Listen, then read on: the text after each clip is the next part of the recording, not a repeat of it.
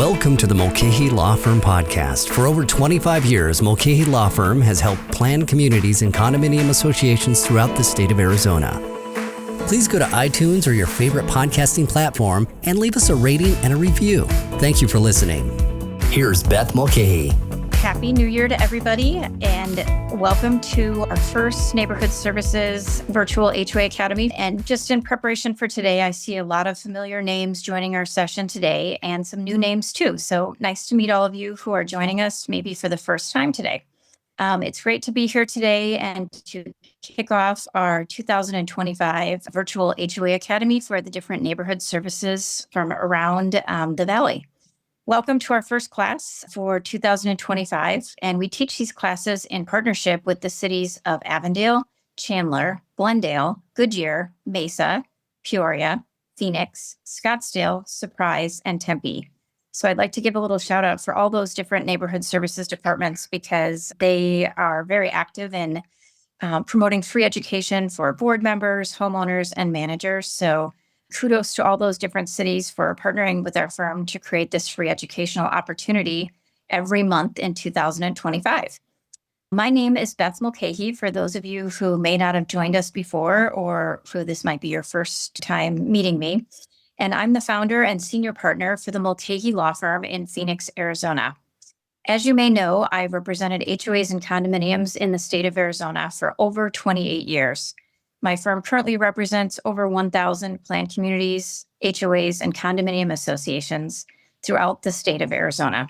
I'm also currently serving on my HOA board, actually two boards, a master and a sub-board, and I have been doing that for many years. So I think I bring a pretty unique perspective to working with HOAs and condominiums and teaching these classes, because not only am I an attorney who has represented associations for many, many years, over 28 years, but I've also served on my board for 14 years as well. So I know the challenges of serving on a board. And let's not also forget that when I wasn't on my board, at times I was a disgruntled owner. So I have a lot of different perspectives as I teach these classes.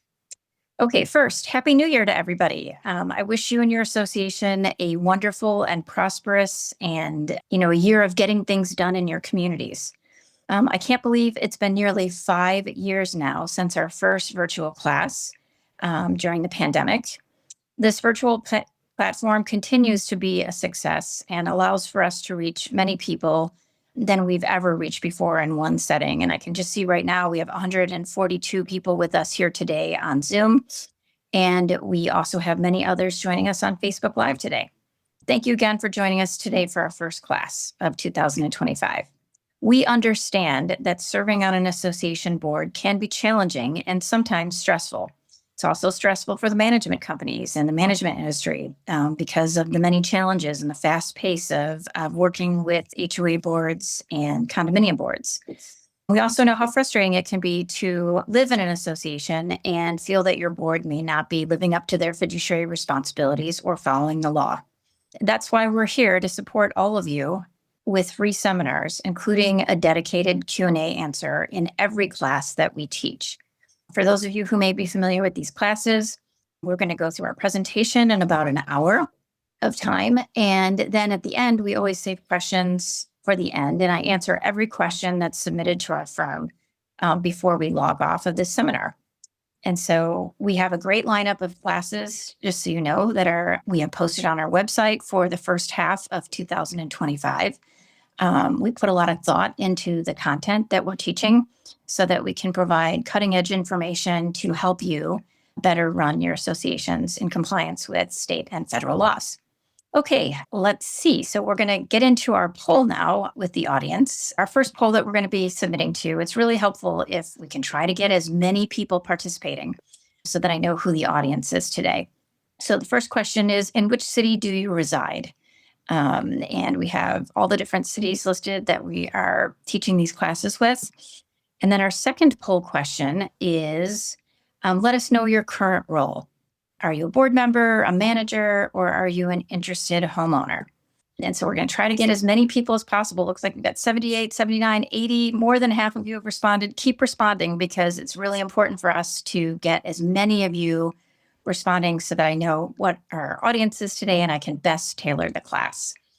So it looks like, we got to get to 100. We're at 97, 98, almost there. Okay, while we're waiting for the poll results to come in, let's talk a little bit about what we're going to be talking about today. So we're going to kick off the new year today with a look at the hottest topics pertaining to associations in Arizona. We're going to talk a little bit about the legislative preview for 2025. We're going to talk a little bit about the Corporate Transparency Act, which is a very hot topic right now.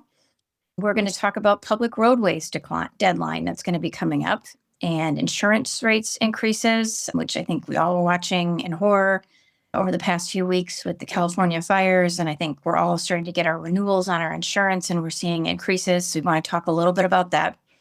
We're going to talk about aging buildings and reserve funds. How do we come up with a capital improvement plan or a master plan to help bring our association into 2025 so we don't have so many maintenance issues? We're going to talk a little bit about electric cars. And we're also going to talk about how to recruit new board members. Finally, we're going to talk a little bit about goal setting for associations and provide you with some tips for how you can accomplish these goals in 2025.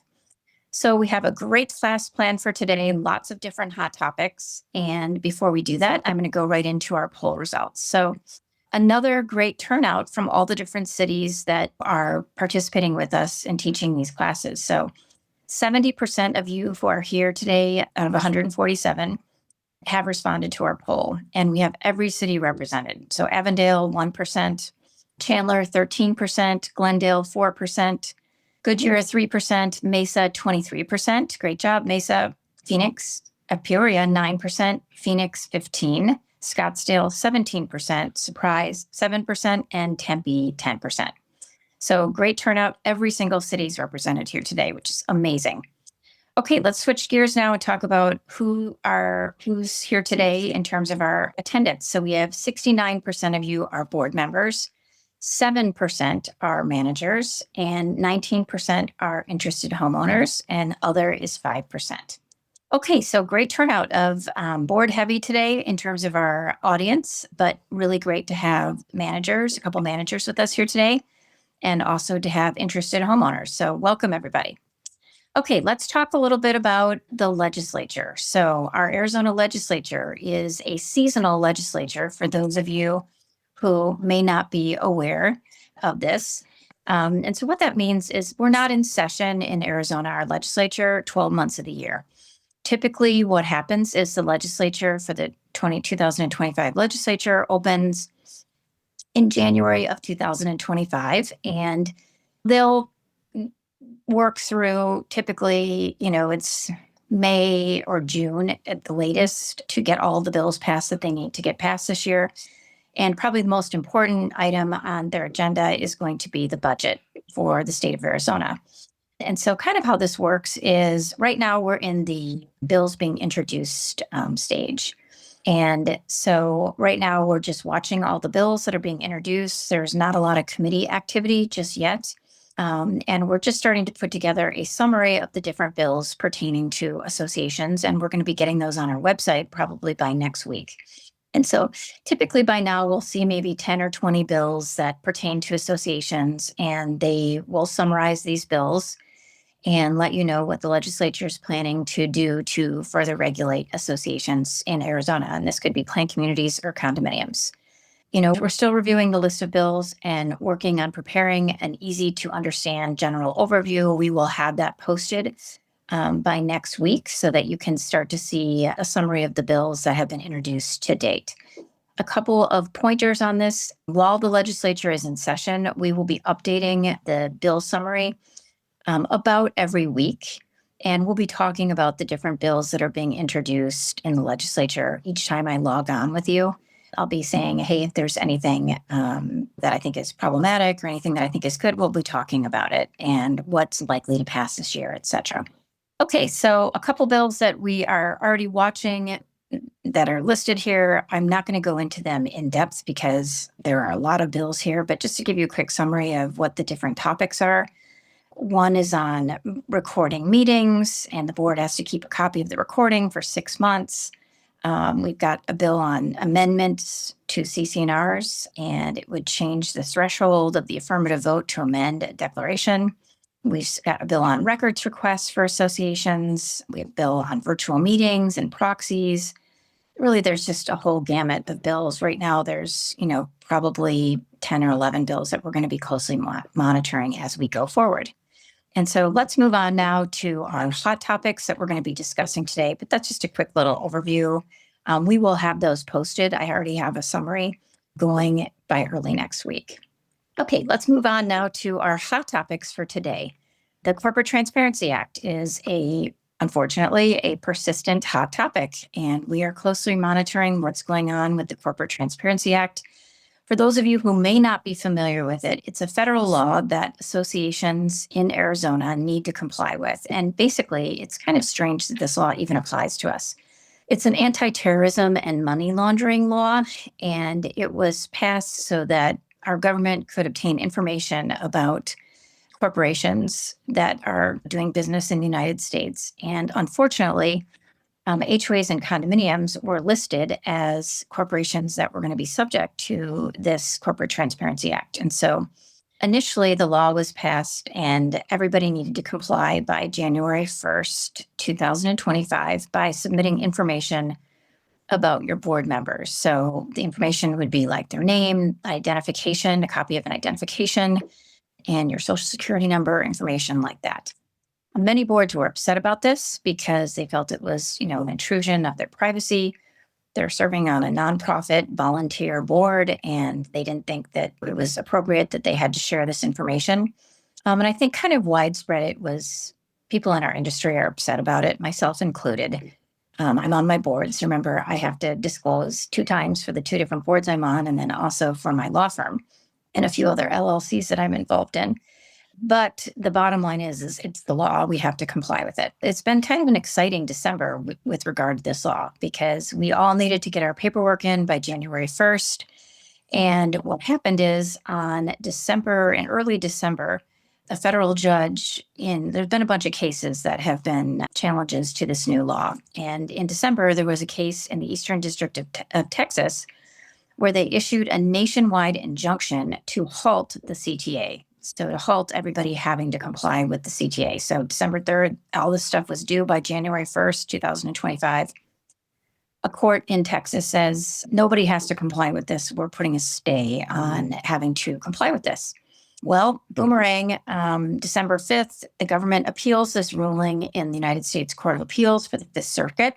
And basically what happens is the Fifth Court of Appeals on December 23rd grants a stay, so reinstates the original filing deadline for the CTA. So if you don't have whiplash yet, you should have it by now, okay, right? So basically, just to break this down kind of easy, was, okay, this law was passed. We had to comply with it by January 1st, 2025. A federal court in Texas said, no, you don't have to comply with it on December 3rd. On December 23rd, that same court reverses itself and says that the stay is lifted and you do have to comply by January 1st, 2005. Well, the government decides on late December 23rd, we're going to extend the deadline and give people now until January 13th because of all of this commotion. Then boomerang right back, December 26th, a different panel of the Fifth Circuit Court of Appeals decides that the stay should go back in place. And so right now we're in a holding pattern. On January 3rd, 2025, this case went to the Supreme Court of the United States, which is kind of exciting for our industry. And Supreme Court Justice Samuel Alito, who is assigned to handle matters for the Fifth Circuit, requested that the respondents and plaintiffs submit their response to the government's application for a stay by January 10th, 2025. That did occur. And now we're just waiting to see what's going to happen with the Supreme Court. So honestly, I don't know what's going to happen on this. We'll just have to wait and see. Basically, the main issue that's at the Supreme Court right now is whether people should be forced to file this again and the stay should be lifted while the court case is being decided. And typically, on something like this, whatever the Supreme Court does is probably some telegraphing in terms of what's going to happen on the lawsuit. So If they say, once they read all the briefs and make a determination, if they say, no, the nationwide stay should be lifted and people need to file this, it's kind of a warning sign, in my opinion, that this will not be deemed unconstitutional and we're going to have to live with this going forward. So we will keep you posted. If anything big happens on this, I promise you, we'll be talking about it on our Facebook account, our Instagram account, in these classes, and it will be posted on our website. Stay tuned. We'll keep you posted on the Corporate Transparency Act. Just so you know, our firm's recommendation has been just continue to be prepared. We actually ended up filing a lot of the ones that were already in process, even though the court kept flip-flopping on this over the holidays. So if you haven't yet filed it, what we would really recommend is be prepared. Have your report ready to file in case the Supreme Court reverses itself. I think that the government will give us a longer period to respond. And so I think that is something that if they do reverse themselves, I do think that is something that will happen. And so just stay tuned. We'll keep you posted as developments happen on this. If anybody has any questions on this, please be sure to reach back out to us and we'll answer them today before we sign off today. Okay, let's see here. I'm having a little bit of a technical difficulty on my end, so just bear with me a second here as I figure out my next topic. Unfortunately, I just lost internet on my computer, which has never happened here as I am teaching a class, but okay, I found a different way in. Okay, our next topic is going to be, move right over here. Okay, sorry, it's taking me a minute to scroll to the next thing. Today's been a day of technical difficulties in our office. Okay, so let's switch gears now and talk a little bit about public roadways in a planned community. So some of you may already be aware of this law, but basically in 2023, the Arizona state legislature passed a bill. It was House Bill 2298, which amends Arizona Revised Statutes 33-1818. And this bill only applies to planned communities with public roadways. And so basically, the one thing that people get confused about is you have to first determine whether or not this law applies to you before you can go to the next step and figure out what do we do to comply with it. So I think just as a starting point, I think most of us can agree that on-street parking in associations is a difficult topic. Why? Because it's hard to catch people parking at night and, the board members aren't out there patrolling the streets. So and it's difficult for the management company to be there as well because they have probably many properties and the managers typically aren't paid to be out canvassing the neighborhood at midnight or whenever all of these different parking violations are occurring. And so to add kind of insult to this is that parking, some associations have public streets that are in their associations. So, and some associations don't. Some associations have they're guard gated and they own their streets. And so if it's a public street, sometimes we get pushback from people. Hey, but this is a public street. How can the HOA enforce parking on it? And it can be done because the CC&Rs are a contract between the owner and the association. And they're subject to that contract and they have to comply. If the contract says you can't park overnight on the street, then they can't do it. And their guests also cannot do it. So just as a starting point on this law, for this law to apply to you, you have to be a planned community, number one.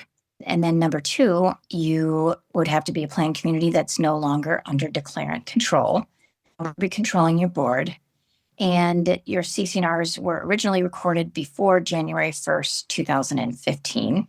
And that's probably many associations here. And then your CC&Rs include on-street parking regulations. And then last but not least, the roadways within the community are public roadways or dedicated to the public. So there's a lot of things that have to happen before this law applies to you. So planned community, not under declarant control anymore. CC&Rs were recorded before January 1st, 2015. The CC&Rs include on-street parking regulations and the roadways within the community are public. Okay, if you meet all four of those requirements, your on-street parking regulations will remain in effect until either of the following occurs. So no later than June 30th, 2025, the planned community has to call a meeting of the membership on the question of whether to continue to regulate the public roadways. If a quorum of the membership is met and a majority of the owners voting at that meeting vote to continue regulating public roadways in the planned community, the planned community keeps their right to regulate these public roadways. And then the board of directors, after that vote, has to record in the office of the county recorder of the county in which the planned community is located a document confirming that the planned community will continue to regulate the public roadways. Now, that's if the vote passes. If the vote does not fail, or if the planned community doesn't hold a vote by June 30th, 2025, the planned community no longer has the authority to regulate the public roadways in the planned community. And any existing regulations that you would have in your CC&Rs related to parking, on-street parking, those will expire on July 1st, 2025. So if that happens, if the plan, then there's no authority over the public roadways for the planned communities that have public streets that don't get the vote that they need or don't conduct the vote at all.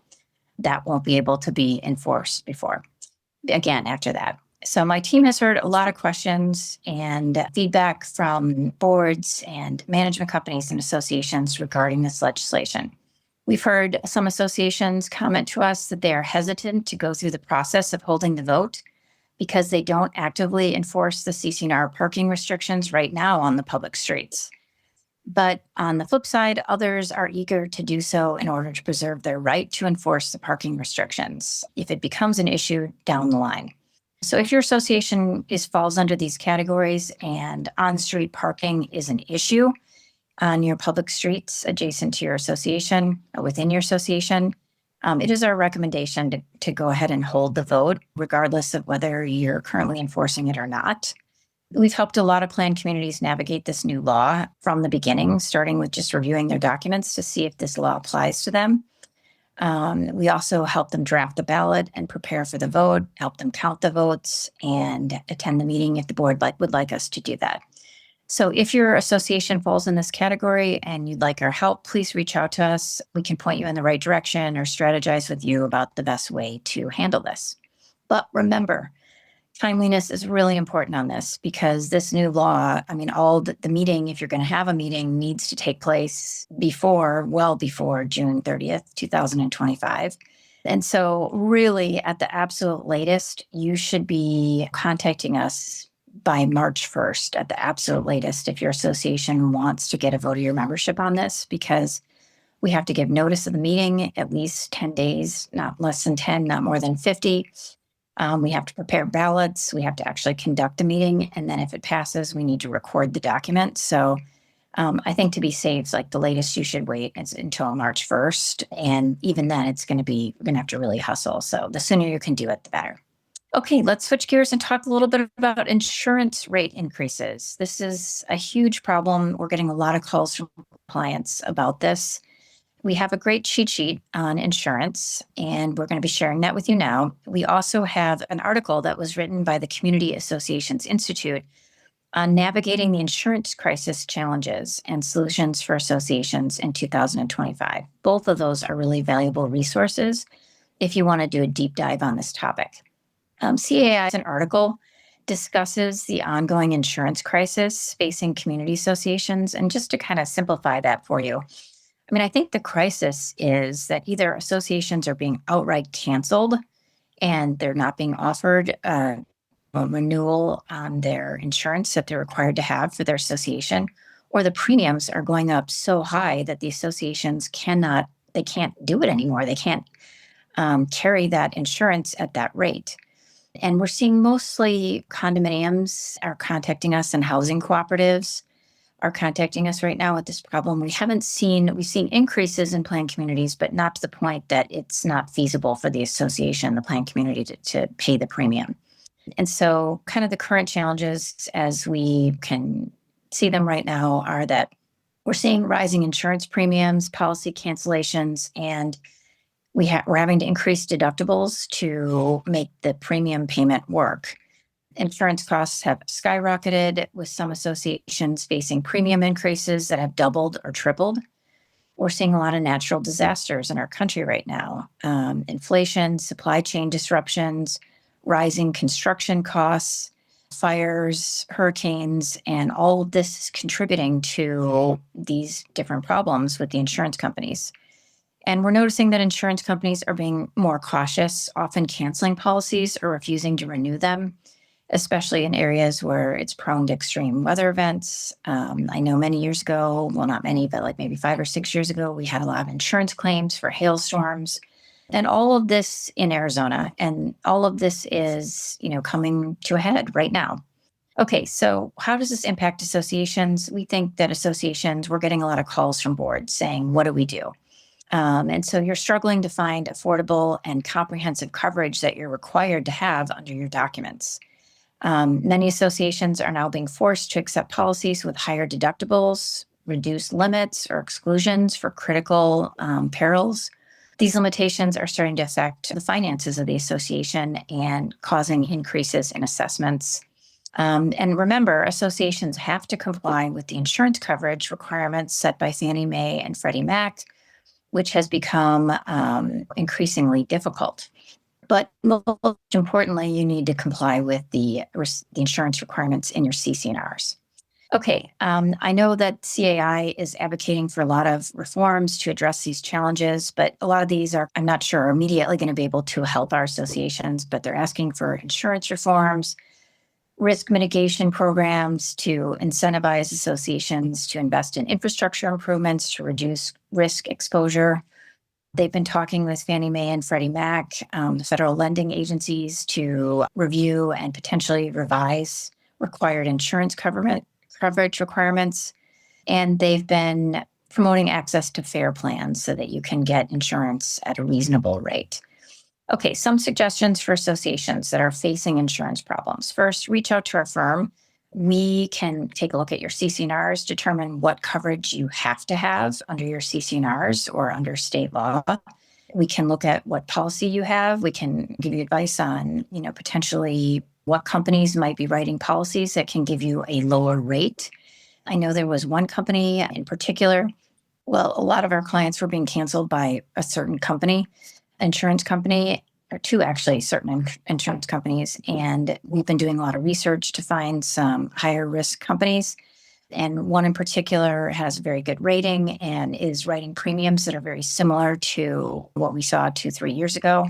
So we'd be happy to share that name with you if you're in the market for insurance and you're struggling to find insurance or if the rate is too high. Another alternative is we may need to look at how to amend your CC&Rs so that you can shift the burden of the insurance coverage to the owners because they might individually be able to get better coverage and it might cost less. So we're advising a lot of associations on how to navigate this difficult insurance crisis right now. And reach out to us if you're struggling with this or having problems, because we can definitely point you in the right direction. Okay. Let's talk next about reserve funds. And we have a great cheat sheet, just so you know, on reserves, which you can find on our website, mulcahylawfirm.com. For those of you who may not be familiar with our website, just so you know, it has a lot of great information pertaining to associations. Our popular cheat sheets, we have about 65 cheat sheets on different topics. I know we just shared one on insurance with you in this program.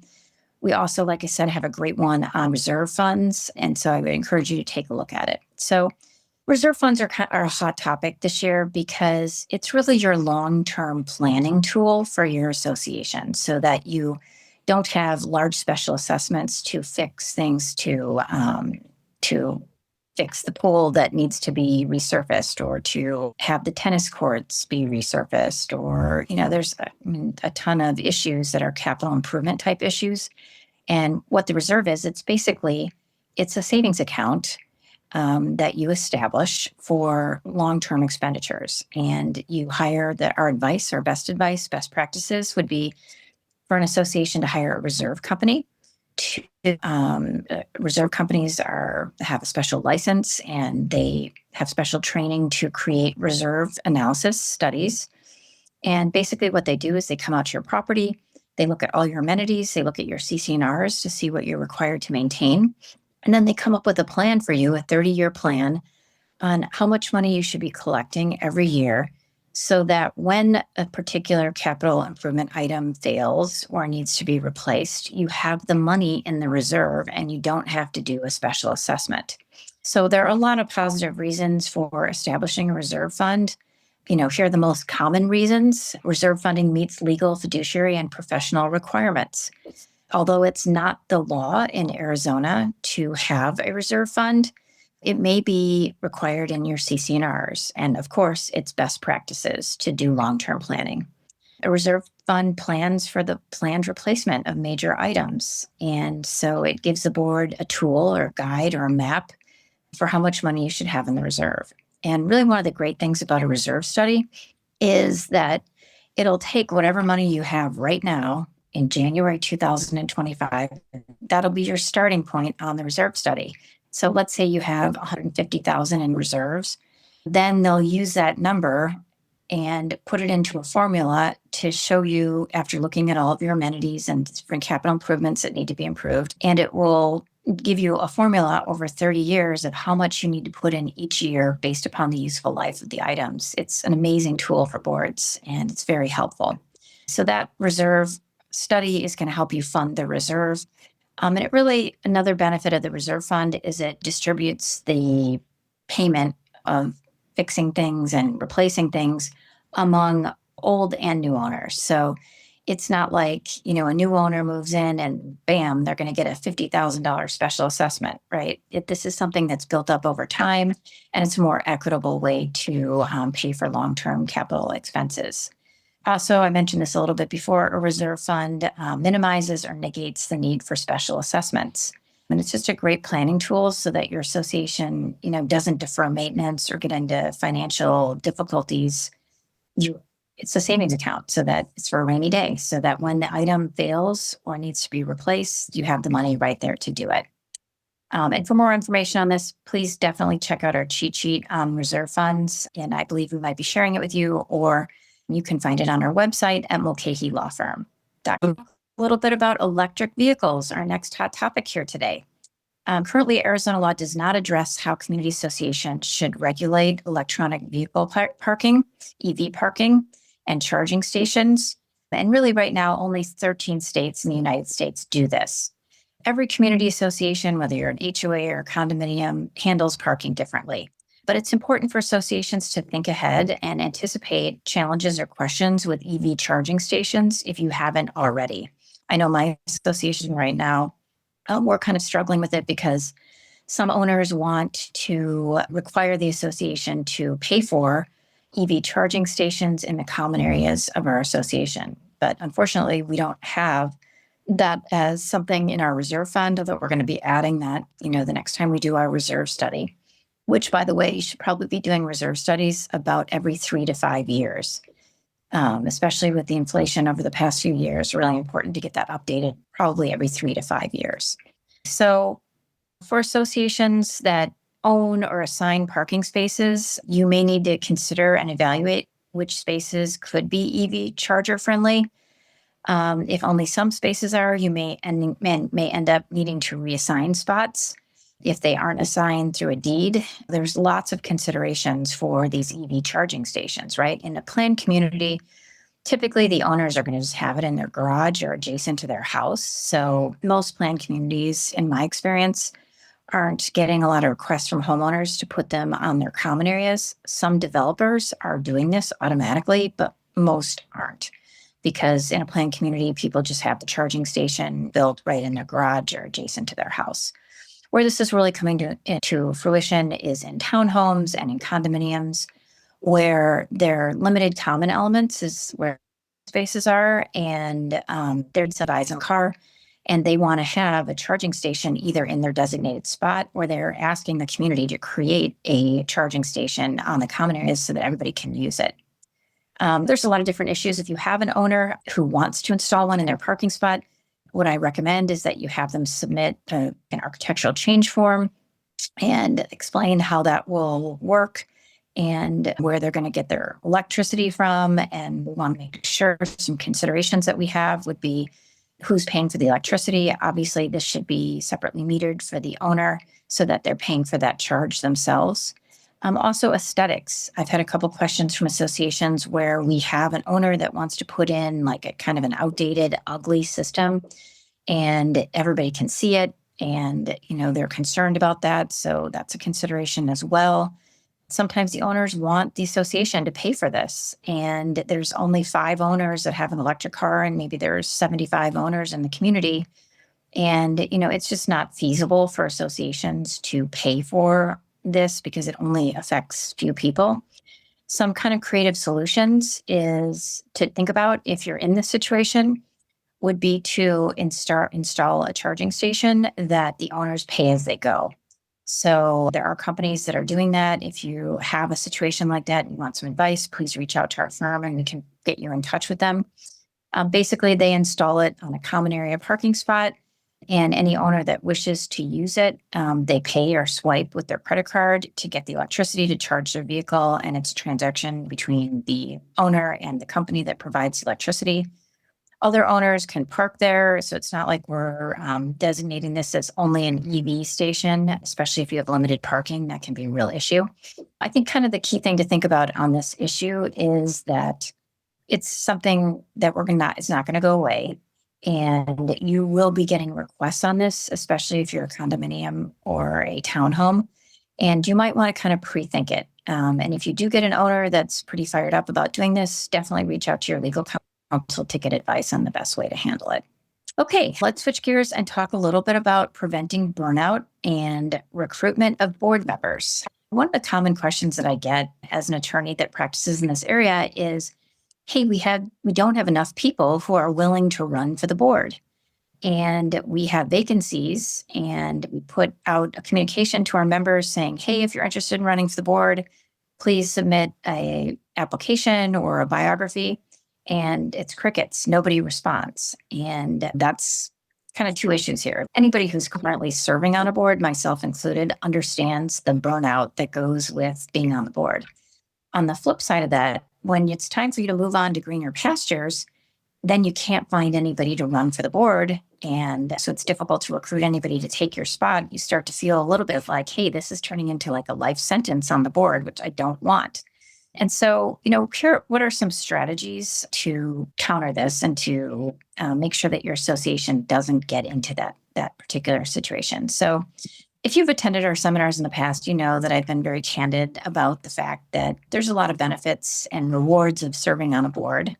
I personally really enjoy walking around my neighborhood and seeing all the different things that I feel I've been instrumental in helping be improved or better maintained or replaced in a very professional manner.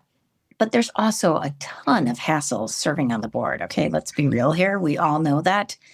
I would be lying if I didn't say I have thought about quitting my board at least a few times in 2024. It hasn't started yet, but we haven't had a first meeting yet in January. So it's a tough job because it takes a lot of time, and it's frustrating sometimes because things aren't moving as fast as I would like them to be moving in my association.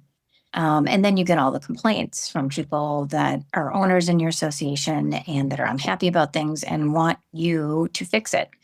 So it's a type of job that it's good and it's bad, right? So we can all agree.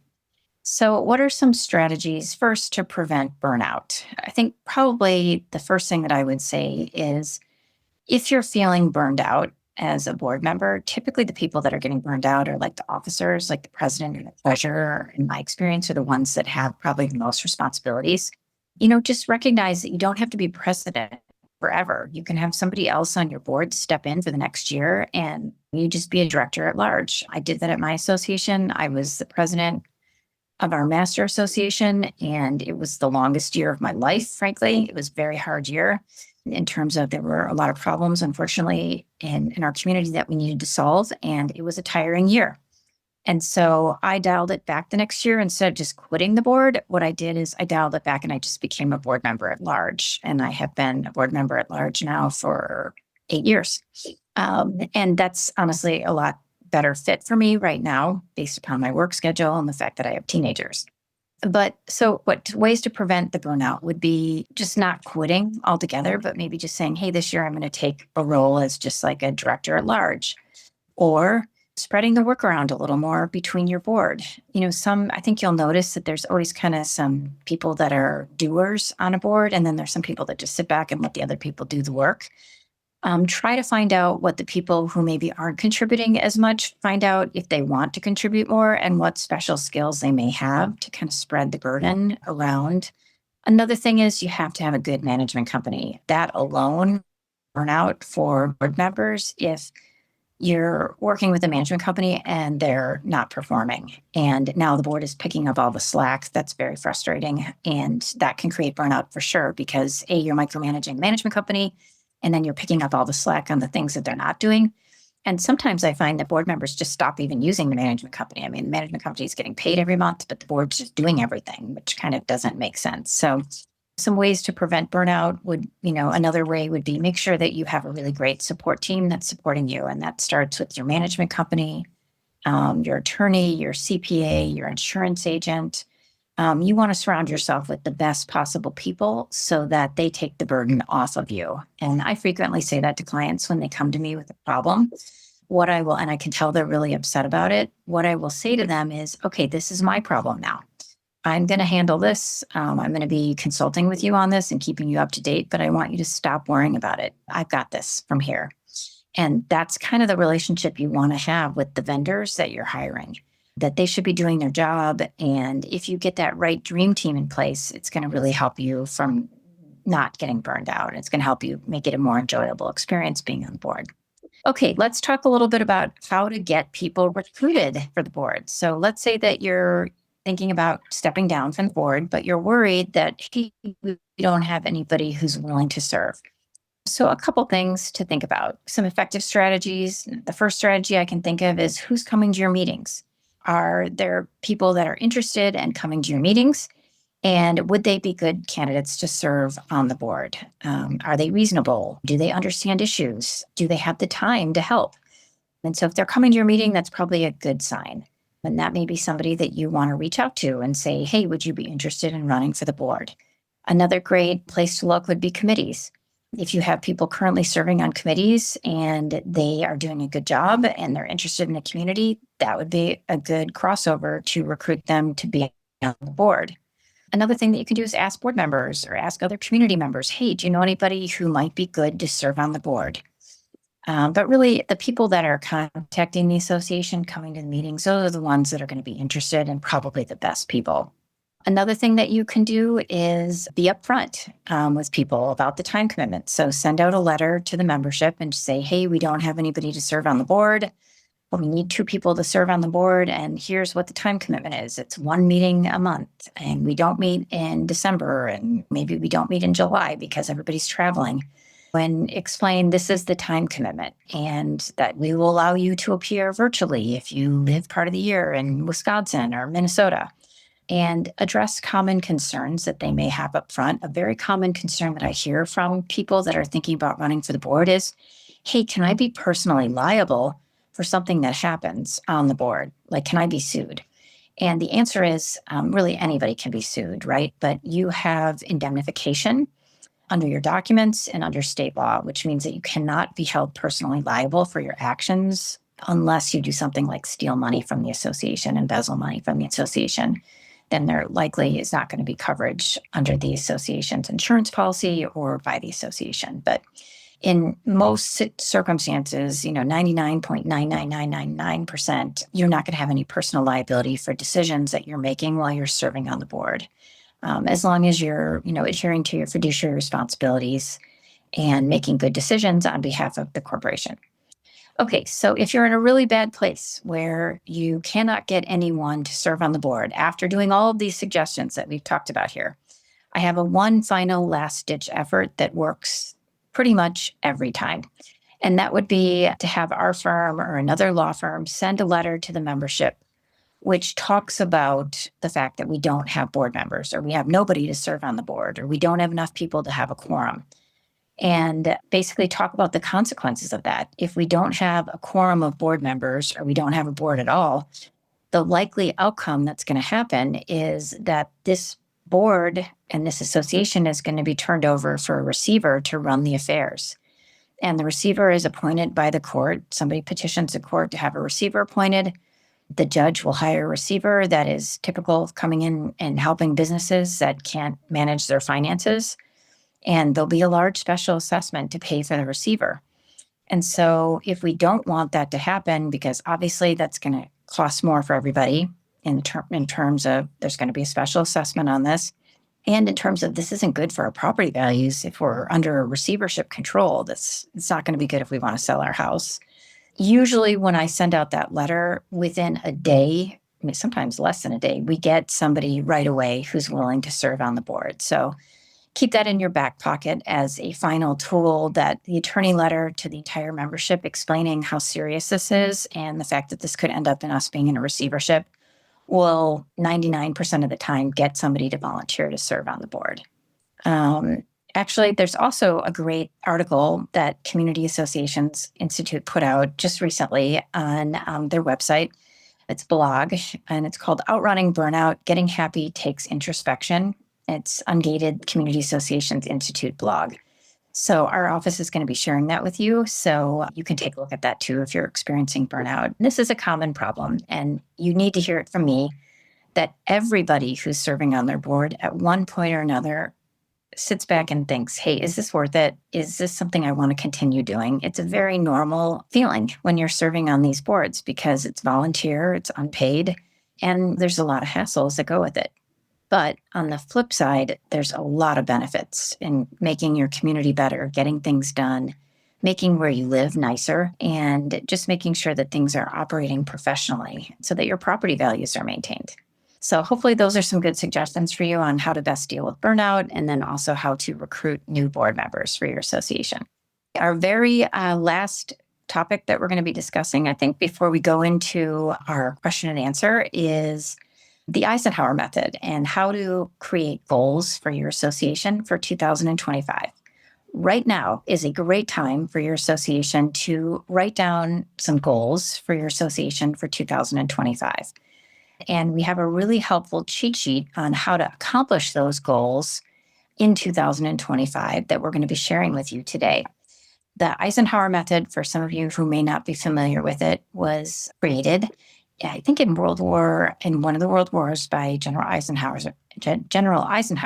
He had so many problems coming to his desk that he needed a way to prioritize things to get things done.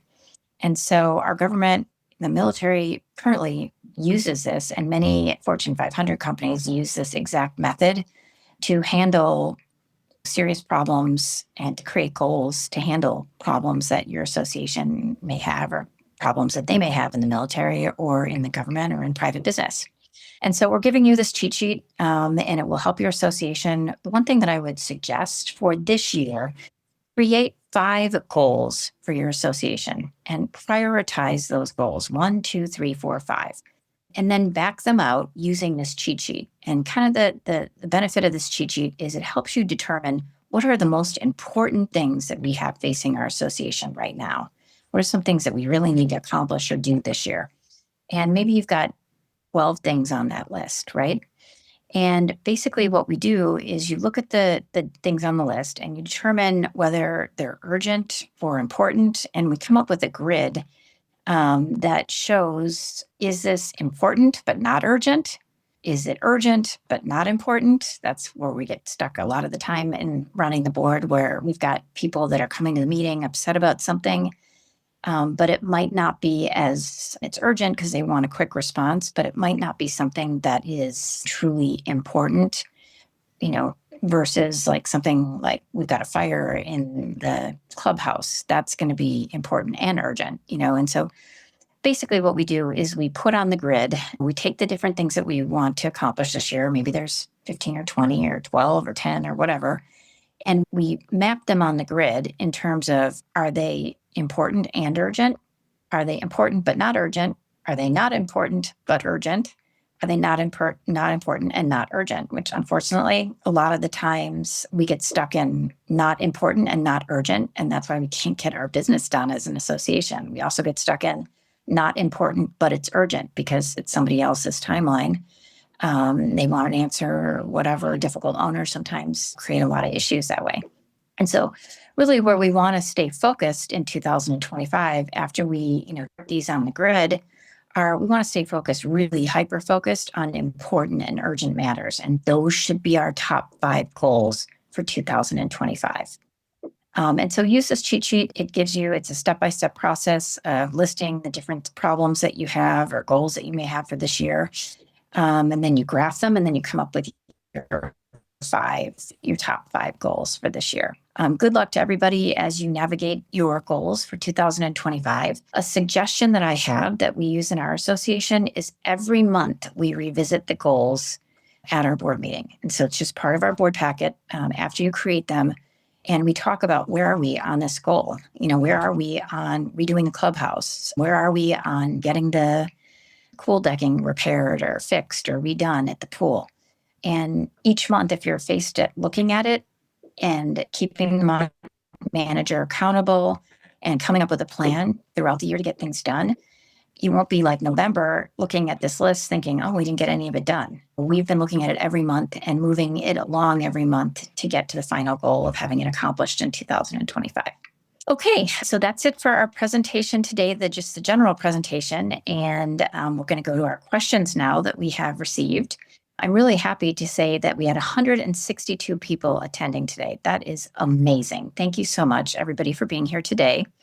And we're going to start our questions now. So we have 27 questions. The first one is, in the cheat sheet entitled Preventing Crime and Limiting Liability for Community Associations, it suggests, and this is a cheat sheet that our firm creates, it's on our website.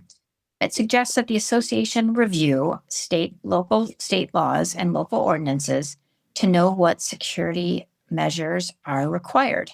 What state laws and ordinances were you referring to? Well, what I would recommend to you, I don't have that cheat sheet right in front of me, but what I would recommend to you is sometimes cities, towns, municipalities may have some ordinances that may affect your association. And I'm trying to think of some good examples. Well, maybe if you have a gate, a controlled access gate for your community, there may be some special requirements to get a permit for it. And there's a reason for that, because if there's some sort of an emergency vehicle that's trying to get in, they have to have the box that automatically opens up the gate. I think would be one that comes to mind. I think as you look at the different things that you're trying to implement in your community, are there any state laws that may prohibit you from doing that? Like maybe installing cameras or videotaping and keeping the tapes. All of these things are things that should just be considered and discussed. Make sure that anything that you're implementing to keep your community safe isn't violating state law or any ordinances. Okay, next question, number 2. Can a person waive their attorney-client privilege to speak to the out into trouble? But so let's say that you're hiring an attorney and you've had private conversations with that attorney. And basically, if you waive the attorney-client privilege, you're allowing the attorney to talk about that issue, or you can talk about that issue. So it's ultimately up to you whether or not you want to keep that information confidential or if you want it to be broadcast to third parties. And can it get you in trouble or not? Ask your attorney. Be careful, because you hire your attorney to give you advice, and in my opinion, those communications should be confidential. Okay, next question, number 3. Our homeowners amended our CC&Rs to lower the percent of votes needed to amend the CC&Rs from 67% to a simple majority. Is there any Arizona statute that requires a certain percent of homeowner votes to amend the CC&Rs? Okay, so great question. So really only for the Condominium Act is there a law that says that you can't go below 67% if you're a condominium. If you're a planned community, you can go with that simple majority. That's perfectly legal under the Planned Communities Act. Question 4. What risks are faced by a neighborhood association that houses a residential care facility that may or may not have residents that are in an FHA protected class and are not licensed? Okay, this question raises fair housing issues, and we have a great cheat sheet on the Fair Housing Act that is called Federal Laws. And you can find that on our webpage at mulcahy.com on our cheat sheets. So basically, there's a lot of confusion about the Fair Housing Act and whether owners who live, typically we see this in a planned community. So let's say an owner owns a home in a planned community and they decide they're going to lease it to a care facility, maybe a group home for the elderly or a group home for the disabled. And so if that's going to happen, whoever's leasing that property and going to be creating this group home, under the Fair Housing Act, the association has to make a reasonable accommodation for them, even though they're running a business and your documents may not allow businesses to be run. Your CC&Rs may not allow businesses to be run in your association. And this clearly is a business, right? But there's an exception under the Fair Housing Act that we have to allow this and we have to make a reasonable accommodation for it. And so how this typically will work is the association will find out that, hey, somebody intends to do this or they're already running the group home. What I would recommend is that you reach out to the owner and ask for more information about the group home. Like, what type of group home is this? Or maybe they come to you and they're giving you the information up front. You want to check with your attorney to make sure that the type of group home that they're planning to have there is going to be something that we are required to let them do. Group homes for the elderly, group homes for the disabled, group homes for like recovering addicts, all of those are allowable under the Fair Housing Act. But like a group home for like troubled teens, that may not be something that's allowed under the Fair Housing Act. You'd have to find out more information about it from the owner. And so the question is, what risks are faced by a neighborhood? I mean, of course, there's going to be people that are going to be upset that there's a group home operating in your neighborhood. My experience with group homes has been that there's a lot of fuss before they go in and the residents come to the group home and live there. But usually they turn out to be great neighbors. There aren't any problems. I can think of a handful of problems in 28 years where maybe the residents were causing an issue. Usually people are inside all the time and they don't get a lot of visitors. And they pay on time. So it's usually not something that you can even determine that there's a group home there. On the times where we have had an issue, it was typically where it was like a group home for recovering addicts. And somebody got out and maybe got off the wagon. And that could have been an issue, that there was an issue with that in the community. Basically but that's few and far between. So are there risks? I don't typically see them, but you want to go over the risks with the owner, and the owner needs to go over them then with the landlord to make sure that if it's like a dementia care home, that there's adequate things in place that, these people can't just walk out of the house and get lost or fall into the pool by mistake or something like that, and these are just all good things that you can talk about with the owner to make sure that they're complying with all safety requirements that they have. And also they do need to be licensed and they need to be registered with the city, town, and municipality that the property is located in. So typically, if they aren't licensed, of course, you can go to your city, town, or municipality and make a complaint. Okay, let's go on to question 5. Is there any movement by insurance companies to push HOAs in Arizona to have a fully funded reserve account like in Florida? No, not by insurance companies. Typically, it's going to be more like by the financing companies like Fannie Mae and Freddie Mac who are writing loans. They'll ask for information from the association in terms of how many people live off site, or how many properties are rented, how much money do you have in your reserve account? And if it's low, they may not give the loan to the owner because they can foreshadow or foresee that no money in the reserve account means special assessments. And if there's a big special assessment, the owner may not be able to pay it. And then they might lose their property because they don't pay the mortgage or the deed of trust. So I haven't seen any movement by insurance companies for fully funded reserve account. Doesn't mean it can't happen, especially with the insurance difficulties, right? But we do see it from lending companies. And I think that we don't have a law that says we have to have a reserve account or that we have to have a reserve study. But we do have a law in Arizona that says that if we have reserve account or reserve study, we have to disclose it to a buyer before they buy their property so that the buyer can be fully informed about the status of the association. So I think we're moving in that direction where there might be some sort of a mandate for a reserve fund and reserve study, but we're not there yet. And I haven't seen any bills on that in the past 5 years. So it's kind of stagnant right now.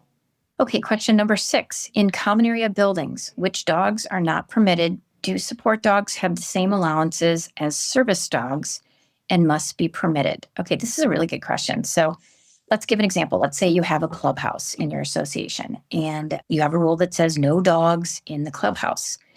And we know, of course, that service dogs under the Fair Housing Act, like a trained service dog for somebody who is blind or who has epilepsy or who has hearing issues, all of those dogs are going to be allowed under the Fair Housing Act into your clubhouse. What do we do about service animals, like an emotional support pet? Do we have to allow those into the common areas? It's difficult on emotional support pets because they really sometimes don't have any formal training. Like most of the time, they are just pets that you can get a certificate by going somewhere online and having a quick interview with a counselor. And then next thing you've got a certificate saying that your dog's an emotional support pet. It's quite different than the service dogs where the dog is with the person at all times. They're not on a leash, and it's very apparent that this person needs a service dog. I think associations handle this differently. Every association handles this differently. In my experience, most do not allow an emotional support pet like inside a common area clubhouse. But of course, they do allow a service animal. Some do allow emotional support pets in addition to service animals. I mean, just remember service animals that are emotional support pets, emotional support pet animals may not have any formal training, so they may misbehave when they go in clubhouse or go in the pool area. So I think you have to just kind of look at this on a case-by-case basis and decide what's best for your community. If you have a dog that is a service animal, we've never, ever had a service animal misbehave, but if it's an emotional support pet, and it's misbehaving in these areas and you've been lenient on it because they've provided you with the paperwork that's emotional support pet, you may have good reason to say, hey, you can't bring the dog in anymore to the clubhouse unless it's leashed or unless it's, you just can't bring it in anymore because it isn't able to behave well in an inside area. Okay, let's see. So from a legal perspective, I believe that you can withhold the emotional support pet from going into the common areas, but obviously we can't withhold the service animal from doing that with their owner. Okay, next question, number 7. There were lots of open meeting questions at the December 1st Friday. I want to make sure I heard you correctly. Executive sessions require notification and agenda 48 hours before, even if nothing is voted on, such as an orientation or a workshop. That's correct. So anytime a quorum of the board is meeting to discuss business, whether it's an open session or an executive session, we have to give notice 48 hours in advance of the meeting, and we also have to provide an agenda about the topics that are going to be discussed at either the open session or the executive session. And even if nothing is voted on, that's right, you still have to make it an open meeting. So anytime the board is present discussing association business, a quorum of the board present, it needs to be an open meeting. Whether you're voting on things, whether you're discussing things, it needs to be an open meeting. Okay, question number 8. How does Callaway versus Camelback Ranch HOA affect associations attempting to amend CC&Rs? Our board received an unsolicited legal opinion that Callaway ruling now prevents HOAs from amending CC&R provisions that people would not have reasonably suspected to be subject to change. As such, they say any amendment can be expected to result in a legal challenge and thus should not be attempted. Okay, so we have a great blog on this Callaway versus Camelback Ranch case that I would encourage you to take a look at. It is posted on our website at mulcahy.com, and it can give you more of a deep dive. So bottom line on the Callaway case, it was decided several years ago by Arizona Appellate Court, and it does make it more difficult for associations to amend their CC&Rs, no question about it. CC&R amendments must be reasonable, and they must be foreseeable. And so you said owners would have to foresee that this section would be amended. And it's, in some situations, it is limiting our clients to be able to amend their CC&Rs. What I would recommend is talk to your attorney or talk to our law firm about what are you proposing to amend in the CC&Rs. I mean, this is not like a bright line rule that says you can never amend your CC&Rs again because of Callaway versus Camelback Ranch, which it sounds to me like that's what whoever gave you this unsolicited opinion said. That's not the case. The case here is that you have to be strategic in terms of how you prepare the amendment. And you may need to grandfather current owners. You may not be able to do certain amendments right now because they're not foreseeable. but we're still doing a lot of amendments for clients, but we are being strategic on them. And we haven't gotten any of these amendments that we've done have not been challenged by owners under Calabria and Callaway versus Calabria Ranch case. And so there's a way to still do amendments that are reasonable and that are foreseeable that this section could have been amended. So reach out to our firm or talk to different legal counsel than the one that gave you the opinion, because amendments are still being done. It's just you need to be strategic on how you do them. And there are some subjects that we just won't do the amendment. And I'll tell the client, like, hey, I don't think timing is right on this based upon the Callaway case. I think this could be challenged, especially as I hear more about your association. Some associations, a controversial amendment is going to be challenged. And if it's not foreseeable, I probably wouldn't do it right now in light of Callaway. There's a bunch of cases right now that are currently pending in the Court of Appeals in Arizona that may change the Callaway case, may change the ruling in the Callaway case. So that may not be the case that's the case that we're citing next year. There might be a case that makes it a little more lenient to do amendments. Okay, question number 9. Our board really needs to have a working meeting where we can just have a discussion to set priorities for the year and get a good inventory of the state of our community. We are not trying to be non-transparent, but we just need an opportunity to have a deep discussion. How can we do this? Board only without violating the open meeting law. It wouldn't conform to the rules of executive session. Could this just be an organizational meeting? Okay, the best way to do this would be to have less than a quorum of the board meeting. So you may have to meet with a couple different groups of your board, but it has to be less than a quorum, because if you have a quorum of the board meeting for a working meeting discussing association business, it would be an open meeting. It would need to be an open meeting under the law. So workaround on that is meet with people individually. The board president can meet with people individually or meet with a less than a quorum to not violate the open meeting law. Okay, question 10. Pickleball is becoming quite popular and requests are coming in for approval. Does the HOA have a reasonable obligation to notify nearby homeowners upon discovery or when approving submittals for backyard pickleball courts, particularly when 2 lots will be located close to each other within a small community? There is no mention of pickleball courts in the documents. Can affected homeowner file a lawsuit against the association? So Google pickleball HOA Arizona, and I think you'll see a bunch of cases. I know, and I read articles about owners in Paradise Valley that have put in pickleball courts and then the neighbors aren't happy about it. I think you have to look at this on a case-by-case basis. Like, okay, how large are your lots? Number one, how far apart are the lots reach? Is this the type of change allowed? Can the architectural committee approve this type of change? And I definitely do think that there should be some consideration of how this noise will affect the neighbors. And some discussion with the neighbors, because what happens is somebody puts in a pickleball court and then it drives the neighbors crazy. They've got lights, they're playing at 10 o'clock at night. And I mean, I play pickleball and tennis, so I know it is kind of addictive and it's fun and it's loud, much louder than tennis. Not just the ball, but it's a little bit more energetic game than tennis. And so people are laughing and screaming and yelling, and it's definitely a louder sport than tennis. So to be careful on this, I would recommend that you talk with your attorney, look at the documents for your association to determine if there's anything in there that would or would not allow us to have an owner put in a pickleball court. Very seriously consider getting approval from the neighbors on this. And if the neighbor doesn't approve it, maybe do some sort of a noise determination to see if the pickleball noise would have a negative impact on the properties that are adjacent that might be not wanting this.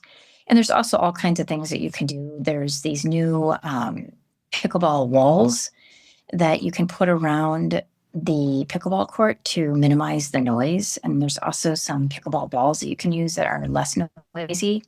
The wall thing is expensive. I know I've played at a court that has those, and it does limit the sound that's coming out of the wall, but sound travels up, and so it still comes up. You can still hear it. It's not like a total sound barrier. So lots of things to think about on that. And if you have questions on it, please reach out to me, and I'd be happy to look at it with you a little more carefully so that you don't get sued for creating a nuisance. Okay, question 11. Can a citizen of Maricopa County request to speak at a legislative committee meeting? Great question. I believe that you can. What I would do is reach out to the state legislature in Arizona and find out from them what type of committee hearings you would be allowed to attend, and whether or not you can make a statement. Now, everything's kind of virtual now since the pandemic. So a lot of these committees are virtual, and you make comments, you submit comments virtually, I think in advance of the hearing, and then the committee members can read them in advance of the hearing, or after the hearing, you can contact the committee members. So I think that the game's kind of changed since the pandemic. So depending on what issue you have and what committee you want to attend, it may need to be like a written statement that they read, and you likely aren't physically going down there again and waiting in line to talk like it used to be pre-pandemic. Okay, question number 12. An owner is concerned that they are unable to enjoy their back patio because their roommate smokes a lot on their screened-in porch. Does the non-smoking neighbor have any recourse? So we get this question actually kind of a lot. So what I would recommend at first would be for the neighbor just to notify the other neighbor that this is affecting them and see if they'll voluntarily stop doing it. If they don't stop doing it, then you probably need to escalate it to the association and write a letter to the association, ask them to be involved. If that happens, the association typically sends a letter to the neighbor that's smoking saying that, hey, we received a complaint about this, and this is a nuisance. Please stop doing it. So I would definitely reach out to advise the owner to try to resolve it amicably. If they can't, then the association should get involved. Typically, this will be escalated to the association's attorney to help you legally resolve the matter with the owner. Okay, question number 13. Can the board request all records from our property management company, physical and digital? We are selecting our 2025 property management company and would like to get the archives prior to giving notice to the current company. Ooh. Well, here's what I can tell you is that if you do that, well, first look at the contract, because the contract that you sign with that management company likely talks about the records and how they're, maintained and what happens at the time of termination. I mean, I don't know how old your association is, but I mean, the history of the association is typically going to be a lot of boxes if you don't have them digital. And if it is digital, maybe you can just get a code to get in if you're a board member. I mean, you should be able to have access to all your documents if they're digitalized. Making a request to see all physical and digital records, they're going to charge you, I bet, just like they would charge an owner at 15 cents per page. And that's not going to be something that's going to be a good thing. I think kind of what the underlying question is here is, I think the management company, right? That's what I'm hearing. And you're worried it's going to destroy your records when you terminate them. So I think the best advice I can give you is look at the contract, figure out what the contract says about the documents, how they're maintained, what happens when there's a termination, and reach out to our firm or another lawyer that represents associations and talk about a strategy on this, because some management companies, unfortunately, do have a reputation of doing things like this in transition, like associations have problems getting their records, and getting advice from the attorney, getting their opinion on that management company off the record, and what's the deal with them on this, I think is the way to go. Okay, question number 14. Can a homeowner serve on a compliance committee since compliance violations are sent to specific homeowners and protected under the open meeting exception? So it just would depend on what your documents say. Like, I don't know how the compliance committee is set up.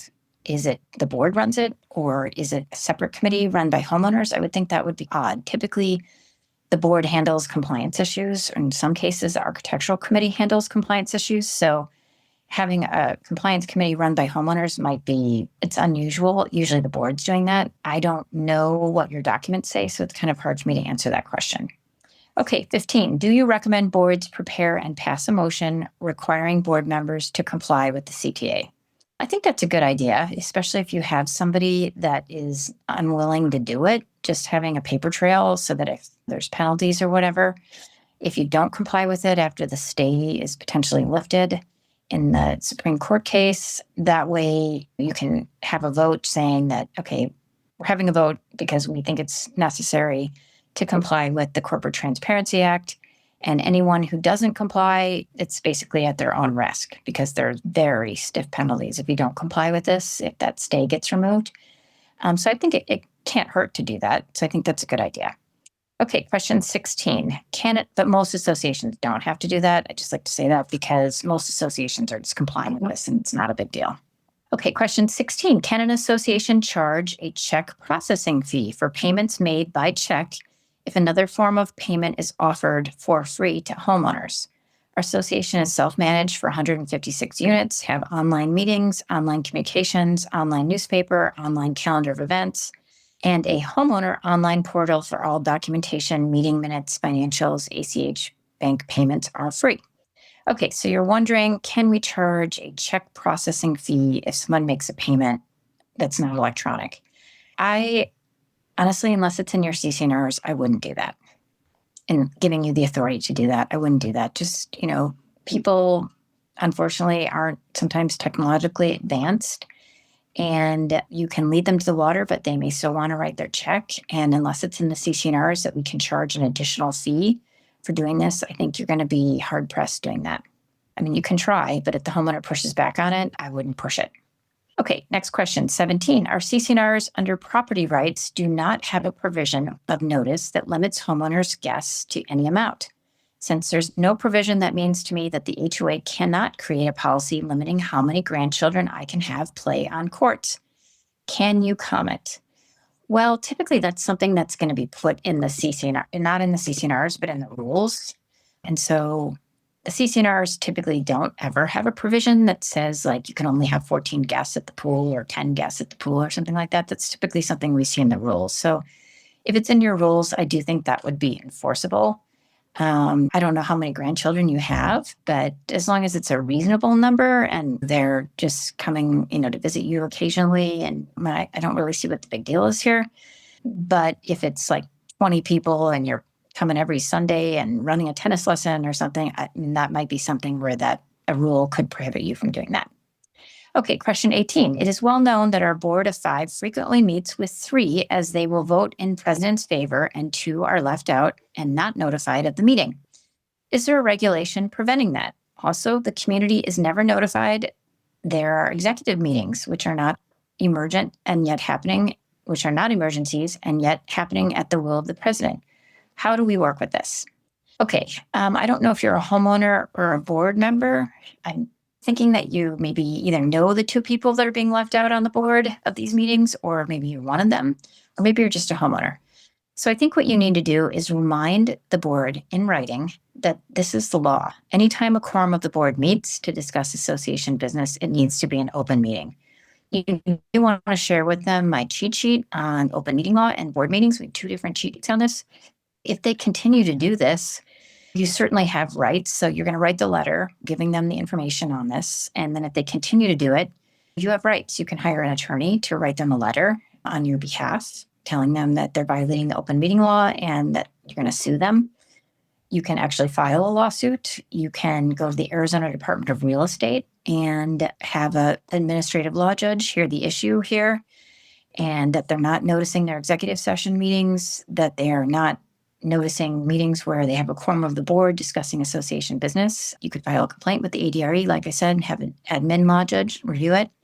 You can run for the board yourself to try to make positive change if you're not on the board already. You can remove the board by following state law. And there's a lot of different options you have to get them to comply. Okay, question 19. Can the street parking vote occur via services like HOA Vote Now, or does the vote have to be in person after an in-person quorum is met? Great question. You can do online voting for this, yes, but you have to do it in conjunction with a meeting. But HOA Vote Now does online voting in conjunction with meetings all the time. You do have to let people that attend the meeting in person vote at the meeting if they so choose. So that's HOA Vote Now does that already. They try to get as many people to vote electronically, but if somebody comes to the meeting, they certainly have the right to vote in person. Okay, question 20. In our second-story condos, the smell of legal recreational drugs used on the first floor rise when the HVAC is on, apparently pulling airflow from ? Under the baseboards, we're not sure. This appears to be an issue occurring systematically beyond the walls in individual condo owner space. Does the association contract ceiling condos or individual owners? These units were built in 1998. Okay, so I think I would start with trying to figure out who is smoking the, recreational drugs, and whoever's getting the smell in their unit, just like the porch screened-in porch example with the smoking. You should reach out to the person that you think is smoking and tell them it's bothering you and ask them not to smoke in that area because it's coming to the vents or whatever. If they continue to do it or it continues to be a problem, then go to the association. The association should write them a letter too. Because you're a condo, there may be an obligation for the association to become involved. And maybe we have to tell the recreational smoker that they have to have a special purifier in their unit. I mean, there's lots of different solutions that we can come up with to make sure that it doesn't bother the other units. But typically the lawyer does get involved, and we've handled a bunch of those cases before successfully. Okay, question 21 from one of my favorite managers. Good to see you here today. Is it okay for a board member to go door to discuss the pending vote for the on-street parking rule when they openly state to the homeowner that they are against it? I think it is okay. People have a right to lobby one way or another, so I don't think that there's anything illegal about it. This person's a homeowner and they have a right to do that. I mean, obviously, we should be telling them that they should be introducing themselves as a homeowner and that they're not officially acting on behalf of the board or anything like that if they're going door to door. Question 22, our HOA fees are presently $437 monthly. The management company is suggesting increasing to $545 monthly. Is there a maximum percentage that the fee can increase yearly?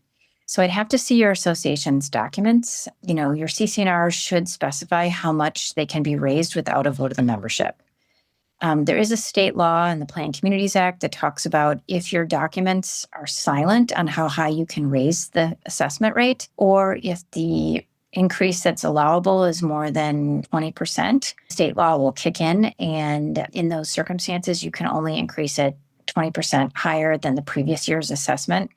Anything over that would require a vote of the membership, a majority of the members. Okay, question 23. We are a small association with 14 duplex units, 28 units total.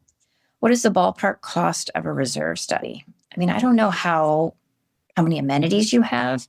I'm guessing not that many. So I would guess somewhere between like 500 and 1,000, would be my range. Okay, 24. In a condo, what should the insurance and installation requirements be for installation of an EV charger? Well, I think that couple things. So the type of insurance, I would require that they notify their insurance company in writing that they're planning to do this. We may also need to notify our insurance company, the associations, if it's on the common areas, which probably is either on a limited common area or a common area, to find out if there are any special requirements that they may have. Question 27, charging stations inside the garage of a townhouse or condo. Can the association require registry of this and/or require additional insurance in the event of fire or damage? Unless it's in your CC&Rs, you probably can't require that. Okay, 26, especially, I'm assuming that so if it's planned community, no. If it's townhouse, it depends on if it's legally treated as a condo or a planned community. If it's a planned community, like it's a garage that we can't see inside, we don't know what's going on in there, and it's not a limited common element, probably we can't. In a condo, we'll go with the same analysis that I did on the prior question. Contact the insurance company. When yes, in a condo, if they're putting it on common areas or limited common areas, of course, they have to ask for permission. And I think we should check with their insurer and our insurance company for the association to see what their position is on having that in the area that it's proposed to be installed. Question 26, how much does it cost when going into receivership? We have a resident who want this to happen. I need an idea of cost. Okay. So I haven't had a receivership recently, but meaning in the past 5 years since COVID. But prior to COVID, we were seeing, first there's a cost for whoever's filing the lawsuit to get the receivership. That's probably going to cost about $5,000 in legal fees. And then there will be a cost to pay the receiver. And it depends on how long the receiver's taking care of business at your association. If it's a year, I think you could kind of expect about an $80,000 salary for the receiver. I don't know how many unit owners you have, how much that will cost per person. But remember, the receiver, I don't know why people would want this to happen. The only time I can see them wanting this to happen is if the board is totally out of control and they can't effectively run the association. We just need somebody to come in and stabilize it. But that's kind of an approximate cost. Sometimes, if it's a very small association, maybe half of that cost. It really, we're at the mercy of whatever receiver the judge decides to hire. Okay, 27. Let's see how many total questions we have. Seeing it's going down. So about 33 questions. Okay, so we are on question 27. We had the opposite problem this year when looking for new board members. The problem was that the president stopped accepting requests to be on the board as of October 31st. Therefore, 3 people were not able to run. By doing this, the president guaranteed that he would get another term on the board. Do you think this was fair? I would think that people could be added to the ballot until they were sent out. Well, if there was a deadline that was in writing for your association that October 31st was the deadline and they didn't comply with that, then I'm sorry, they probably did lose their right to run for the board this year. If there was no deadline, it was just some arbitrary deadline that the president put in place, that's probably not a good thing and could be challenged. You also have to check to see if anybody can be added to the ballot as a nominated from the floor or a write-in candidate. You'd have to check your documents to see if that's allowed or not allowed, because they might be able to run that way, although it's a lot harder to run that way because all those ballots that were mailed out, they won't have their name on it. Okay, question 28. Can neighbors smoking marijuana at all hours of the day and night be considered a nuisance? So we've kind of had 3 questions on smoking today. Yes, if it is disturbing, 1 or more residents, it could be considered a nuisance, and the association may have to get involved in that. Question number 29. Can a gated HOA prevent a homeowner's realtor from placing a note or card at the gate asking that they call the agent for a code to get in? I do think that you could do that. I don't know the circumstances on this. Maybe what I would recommend would be that the association company or the president reach out to the realtor and find out what's going on. Like, we don't want people unaccompanied coming into the association. I don't like the idea of the card being taped, because anybody could just call the realtor and say they're coming in, and, they could come in and cause somebody's home to be robbed or whatever, casing the neighborhood. So I think that is very okay for you to say, hey, we don't want you doing this, and can we open the lines of communication as to what you're trying to accomplish here? Okay, question 30. Our property management has decided to do online voting on the parking issue. How can I ensure that I can verify the votes were voted for or against, as I've gotten feedback from property manager that they favor it? It has not been enforced, but we have a new zealous property management company. Okay, so you should be able to see all the votes by making a records request to the management company after the election. You can't see them before the election because they won't be tabulated until the actual night of the election, or the day of the election, or the day of the vote on this, not election. Okay, question 31. We self-manage our neighborhood of 50 homes. We have a homeowner who has been provided with answers but continues to ask the same questions and emailing 5 to 10 times a week. Ooh, this is your gadfly. Sorry you have that. He is passive-aggressive in emails and sends misinformation to all neighbors in the community. He wants a private meeting and wants answers again, but will only say he is correct, even with proof. Emails are sent to the president, who doesn't know what to do anymore. How much time is required to answer a person like this, as it is exhausting? He is a bit unstable, stating he's a veteran and he feels discriminated against.